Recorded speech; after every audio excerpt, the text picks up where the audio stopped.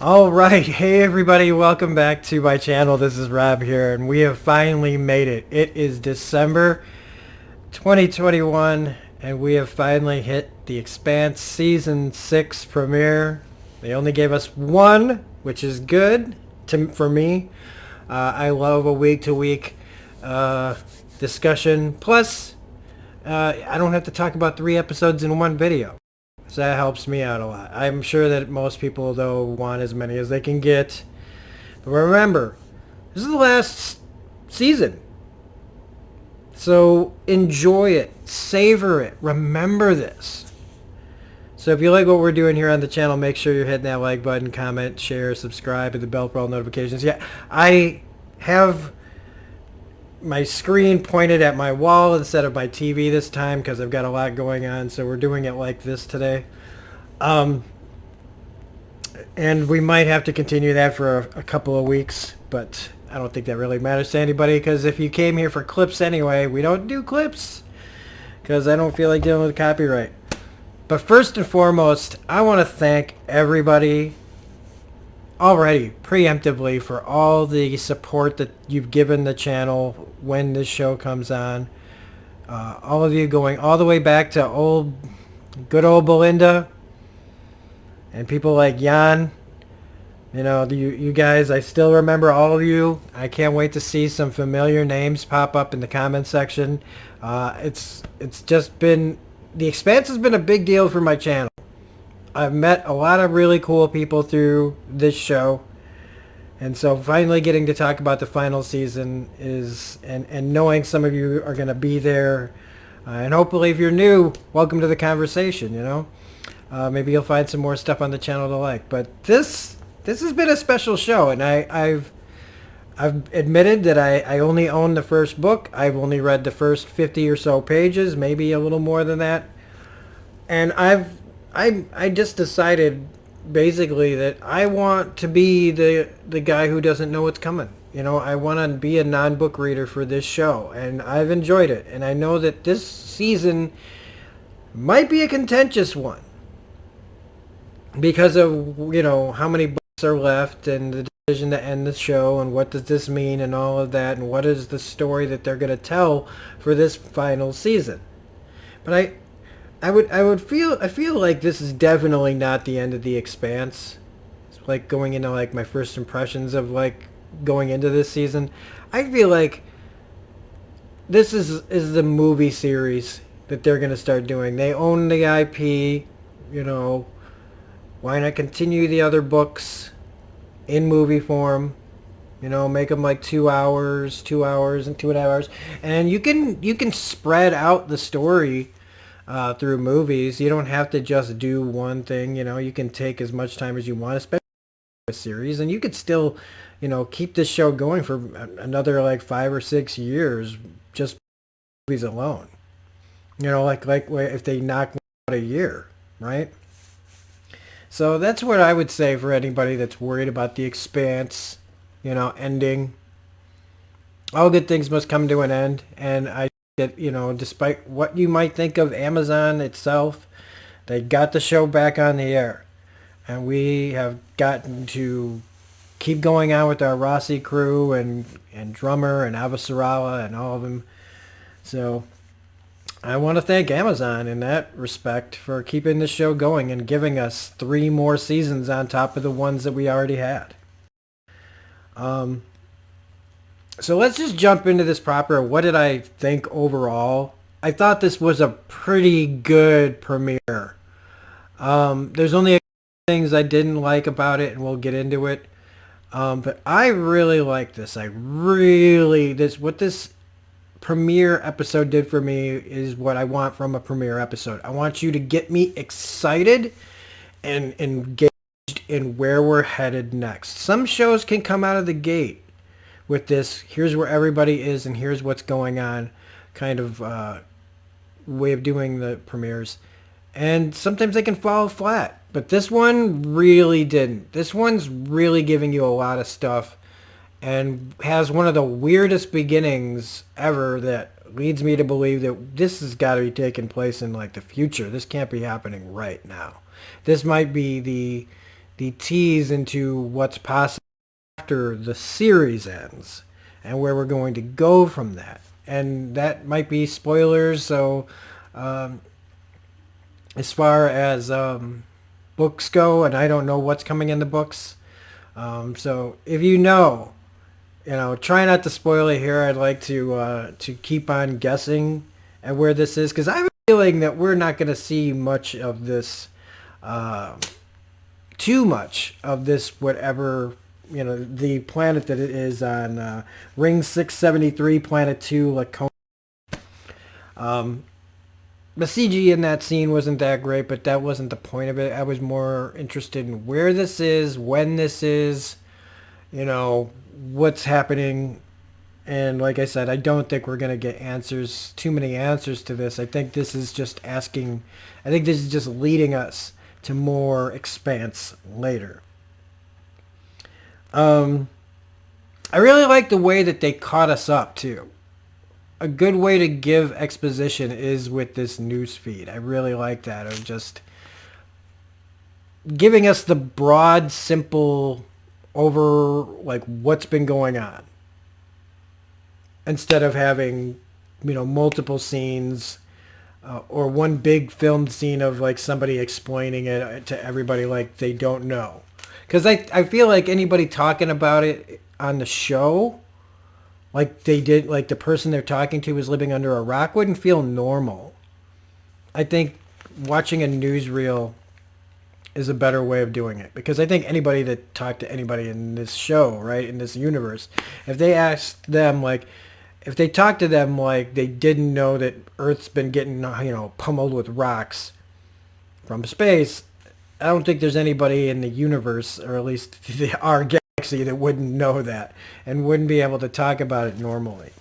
While still trying to sound like, but I'm just letting you know without letting you know. Sorry, I don't know. So, for the rest of this, though, is basically we're going to talk about this from least engaging to most engaging part of the story, right? Because I thought that this was good, but we got to talk about the thing I didn't like the most. The least interesting. Because there are parts of this too, like and it's Phillips. Our reintroduction to this character this year is through a really awkward sex scene, which I guess to me it was awkward. This scene means a lot, though, because I think that's the point. And if you can look at it like this whole thing with Philip in that way, I can go, yeah, there's at least a point to these, because it's character and what this character's going through internally, because he went back with his dad. And I think that his scenes in this are just his overwhelming feeling and struggle to not just live up to what his dad wants, but fighting what his dad wants. Knowing that, I think deep down Philip isn't a bad person by the end of it here, when he shoots his own friend. He's a powder keg, and he's pretending like everything's fine in front of his dad. But again, where is this headed? I think it's like a redemptive arc, and I think that he's definitely a character who I see not surviving this season. Maybe, I don't know. But his stuff was, like I said, he was real douchey. And it was just kind of cringe. A little bit cringe for me to watch this guy. But again, understanding the underlying why he's being this way. But other than that, just kind of like tuning out. It was just cringy to me. And that also would include like the Marco stuff. That's the least interesting to me. The whole thing with Marco's group and Philip was the least interesting thing for me in this, because it was just, I've never been impressed with the Marco character, to be honest with you, as a villain. I don't know if I don't want to blame the actor, but I just don't find him to be this compelling. I mean, I get that it makes sense in the universe that your villain would just be a guy, but he's just not he's just not doing it for me. And their whole shtick of this is, payment for everything else. When really they're just doing the old chestnut of we're gonna set up our own, you know, most powerful. We're gonna put the boot on everybody else's throat, and get what we want, for a change. And it's it's a when you've been like these people that have how they've lived, it's tempting, but like it's still switching one bad thing for another, except now you're on top. And does that, how does that make you any better than the people that, it's an old thing. But I do like them adding Kathleen Robertson to the cast just because I like Kathleen Robertson. I'll leave it at that. I do, I do like her as an actress. She's just also Kathleen Robertson. How you doing? So anyway, that's all I'm gonna say about Philip's stuff because I just don't want to. I don't want to talk too negatively about this episode. It's Philip is like playing bad. He's cracking. He's cracking, and I don't know if his dad's gonna see it before it's too late. The next thing then would be Avasarala and Bobby. Only because, I mean, these are fine scenes. Especially like, there's a couple of speeches in this, and Marcos is not as great as Avasarala, who's by the end of this, sending Bobby back out to the Rossi, which is what we want, right? I mean, that's what I've been wanting is the group back together, even though we don't have Alex, but we'll talk about that. Would it be cool if Avasarala went with, probably, probably not. I liked when she was with them for that moment in time, but having at least Bobby go up there is getting the gang fully back together minus Alex, and I'm here for it. But when she was talking about, that once they find what they find, once Holden finds what he finds, and is telling Avasarala what that means and all this, her little speech about little wins and finding something big and having something big planned. Just she with that very distinct voice, man, can she just not only swear with the best of them, but she can really get you fired up over what's coming next. And what does Avasarala, quite like get into her head? She will flip it on you and go in a direction that you didn't see coming. As far as character goes, how the writers write her, and I don't know how accurate that is to book Avasarala, but this show has just one of the best female characters I've ever seen. Like, when I really think about it, when you've got Naomi and Avasarala and Bobby and Drummer, like, that's a lot of really good female characters, and that's not all of them. I mean, even the actress who plays Peaches is pretty good too. But that's all I got for Avasarala's thing. The Rocinante stuff is the second top part of this. I love just seeing the group back together again and acknowledging and dealing with the loss of Alex. Everybody kind of has their moment about it. With Amos checking out the plaque. And Naomi talking to Holden about, this is the first time she's had to fly. And, however you want to feel about how this all went down with Kaz Anwar and all of that, I think it's good that the characters still get to grieve this character no matter what you think of the person who played him. And they're doing it subtle and not hitting you over the head too far with it. But acknowledging it, I think, in a good way to the people that, might still care about this. The drive in the rock. That I was actually wondering if that's how they were going to talk about this, because I didn't know how they were, if he was just flinging the rocks like he had that one where they just kind of pointed it and sent it on its way. But I think that's how it happened. It's been a while.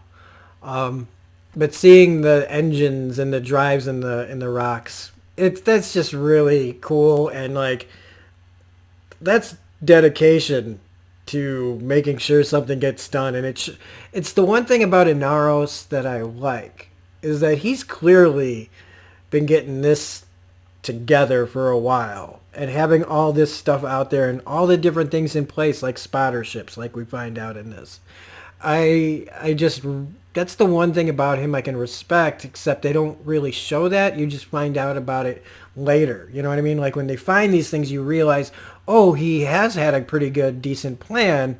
But when you see the character, I just see second rate buffoon. But I'm sure that I'm probably in the minority on that.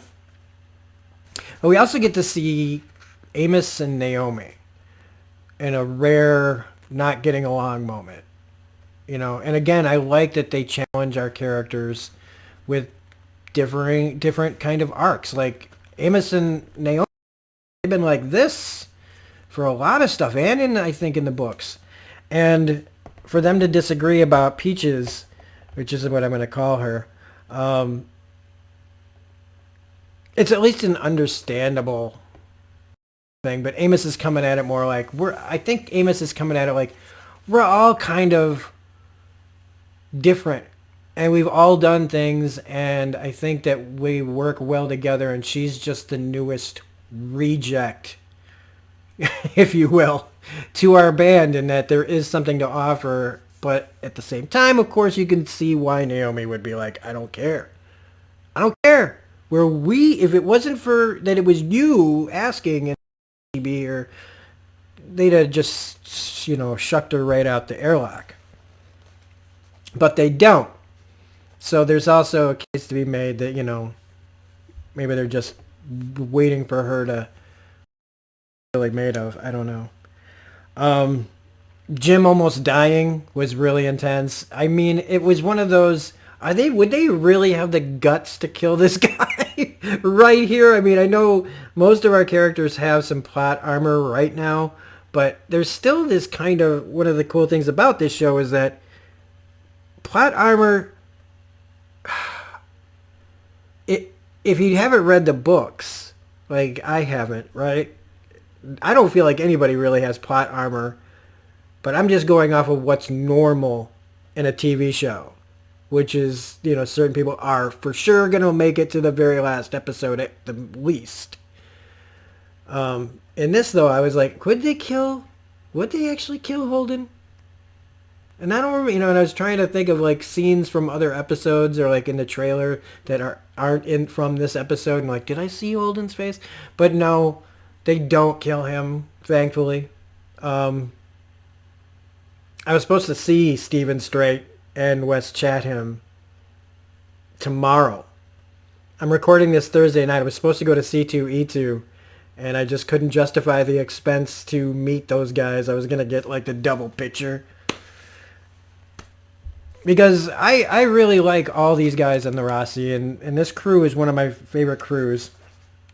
And so seeing them like in these situations in this first episode that are pretty emotional, and coming from for Naomi, right? She's been going through all this stuff and lost so much, and for Jim to risk his life like that is kind of a bit too much for her. Everybody's crack.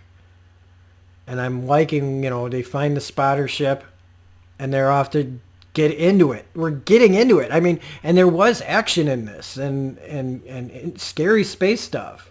And it's all here in this premiere. And this might be one of the best premieres. And we haven't even talked about my favorite part of this, which is biased. I'm biased.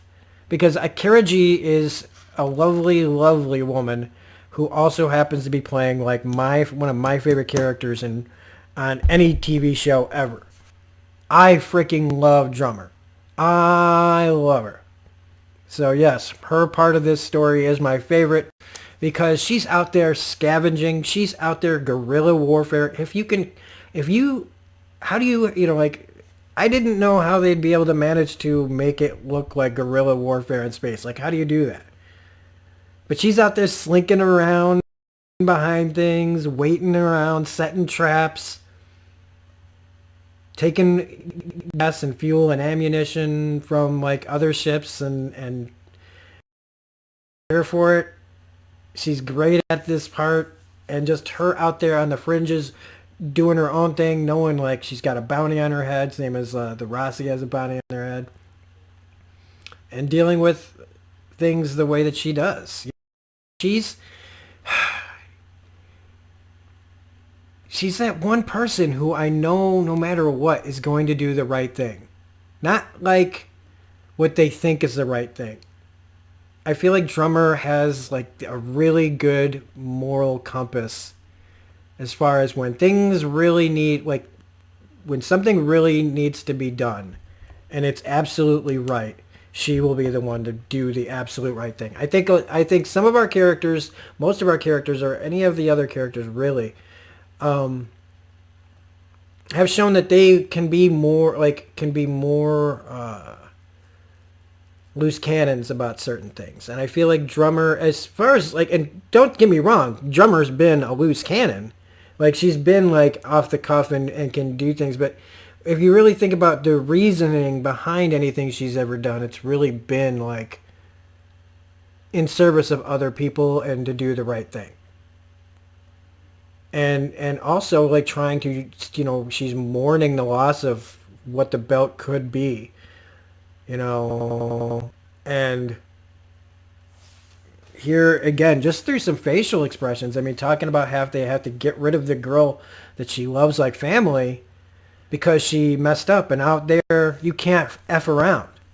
You can't F around out there. And so, but like losing, she's losing people that, and it's not even through death, and I just, her parts in this, again, just my favorite. But that's, again, I said, that's pretty biased of me. So that's it. That's what I've got, everybody. I know I've already talked for 22 minutes, and I've been trying to keep my videos down. But let me know in the comment section, what did you think of this episode? Where do you think we're going? Because I think we're going in some crazy places. And I'm super excited to be only talking about one of them at a time. So if you like this review, please hit the like button, comment, share, subscribe, hit the bell for all notifications. Otherwise, we'll be back next week with more The Expanse, Season 6, final season. Oh yeah, and don't forget to check your doors and corners, kids.